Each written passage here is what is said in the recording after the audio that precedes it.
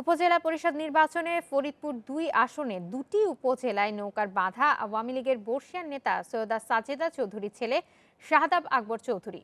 আওয়ামী লীগের বিদ্রোহী প্রার্থীদের তিনি সমর্থন দিচ্ছেন বলে অভিযোগ স্থানীয় নেতাদের। তবে শাহাদাব আকবরের দাবি, নির্বাচনে বিএনপি না আসায় বিদ্রোহীদের বিষয়ে আওয়ামী লীগ এবার কিছুটা শিথিল মনোভাব নিয়েছে। উপজেলা পরিষদ নির্বাচনে ফরিদপুরের নগরকান্দ ও সালথায় চেয়ারম্যান প্রার্থী হিসেবে আওয়ামী লীগের মনোনয়ন পেয়েছেন দলের জেলা সহসভাপতি সর্দার মনিরুজ্জামান এবং সালথা উপজেলা শাখা সভাপতি দেলোয়ার হোসেন। অন্যদিকে এই দুই উপজেলায় দলীয় সিদ্ধান্তের বাইরে গিয়ে স্বতন্ত্র প্রার্থী হয়েছেন কাজী শাহজামান বাবুল ও ওয়াদুদ মাতব্বর। স্থানীয় নেতাদের অভিযোগ, তাদের সমর্থন দিচ্ছেন সৈয়দা সাজেদা চৌধুরীর ছেলে শাহাদাব আকবর চৌধুরী।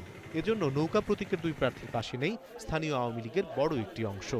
সৈয়দা সাজেদা চৌধুরীর পরামর্শক্রমে একজন প্রার্থী রেখে তাকে বিপুল ভোটের ব্যবধানে জয়যুক্ত করে মাননীয় প্রধানমন্ত্রীকে এই এলাকার উপজেলা চেয়ারম্যান পদ দল থেকে উপহার দেওয়ার জন্য। সংসদ উপনেতার ছেলে, যিনি তার রাজনৈতিক প্রতিনিধি, তিনি আমাদের বাধার সৃষ্টি করতেছে।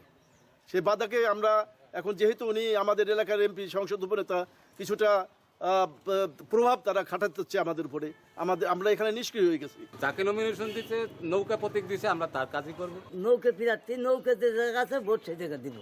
তৃণমূলে বিভক্তি স্বীকার করছেন জেলা আওয়ামী লীগ সভাপতিও।